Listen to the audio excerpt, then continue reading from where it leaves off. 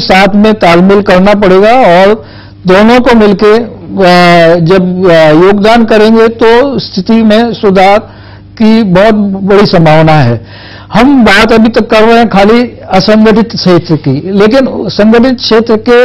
उन पेंशनर्स का क्या जो आज भी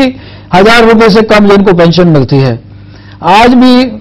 27.8 लाख पेंशनर्स ऐसे हैं संगठित क्षेत्र के जिनको 1000 रुपए से कम पेंशन मिलती है, और शायद आप लोगों को सुन के ये ताज्जुब होगा कि ऐसे भी पेंशनर्स संगठित क्षेत्र में हैं जिनको 12 रुपए महीना पेंशन मिलती है।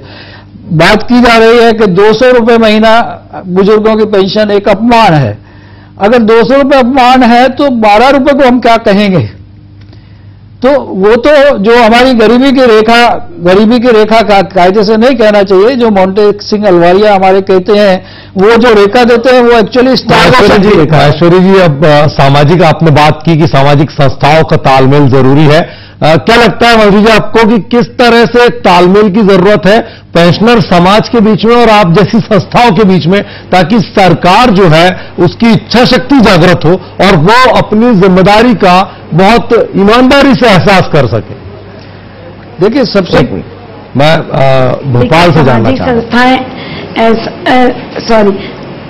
सामाजिक संस्थाएं अगर बुजुर्गों की समस्याओं को जान के उनकी व्यवस्था सरकार तक पहुंचाती है तो सरकार को भी अपना काम करने में थोड़ी सी आसानी होगी, और हमारे बुजुर्गों को पेंशन से संबंधित, उनके स्वास्थ्य से संबंधित, उनके सामाजिक बहिष्कार जो आज समाज में बहुत ज्यादा प्रचलन में आ गया है कि किसी भी पिता को अगर वो पेंशनर नहीं है तो घर से बाहर कर दिया और वो जगह जगह भटकता रहा, और कोई सामाजिक संस्थाएं अगर आगे आती है तो उनके साथ भी वो अभद्रतापूर्ण वातावरण वो बच्चे करते हैं। तो एक काउंसलिंग सेंटर होना चाहिए जहां बुजुर्गों को समझाया बुझाया जाए और उनकी समस्याओं को समझ के समाज के सामने, सरकार के सामने एक सेतु का काम किया जाए, जिससे कि हमारे बुजुर्ग दर दर भटकने पर मजबूर ना हो और उन्हें एक अच्छी व्यवस्था मिले, जिसके कारण वो बची हुई अपनी जिंदगी को एक सम्मान के साथ, एक स्वाभिमान के साथ, समाज और सरकार के तालमेल के साथ गुजार सके। और पेंशन का स्तर भी थोड़ा सा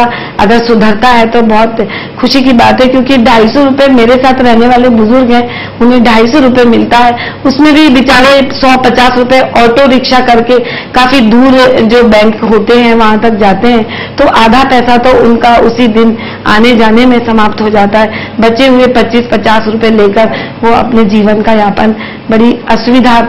पूर्ण वातावरण में कर पाते हैं। अतुल जी, आपको क्या लग रहा है, जो कानून है, कानून बहुत कुछ कहता है, आपने सीआरपीसी की धाराएं गिनाई, संविधान समानता की बात करता है, नैसर्गिक न्याय के सिद्धांत की बातें होती है, लेकिन ये नेचुरल लॉ ऑफ जस्टिस इस मामले में कहां रह जाता है? आप जैसे युवाओं से बुजुर्गों को उम्मीद है, आपको क्या लगता है किस तरह से एक जनरेशन गैप के नाम पर जो तमाशा खड़ा किया गया है उसको कैसे रोका जाए?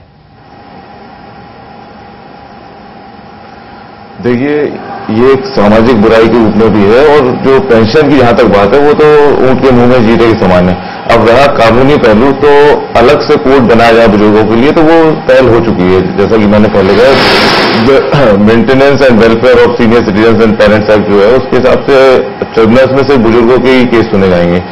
और इसके अलावा जो सीआरपीसी की मैंने बात की है, तो उसमें भी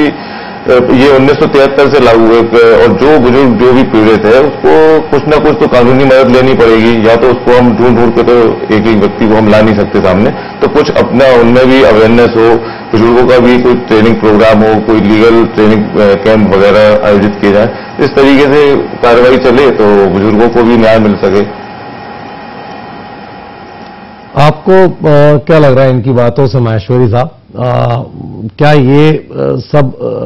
जो है मिलजुल कर अगर तालमेल के साथ आगे बढ़ेंगे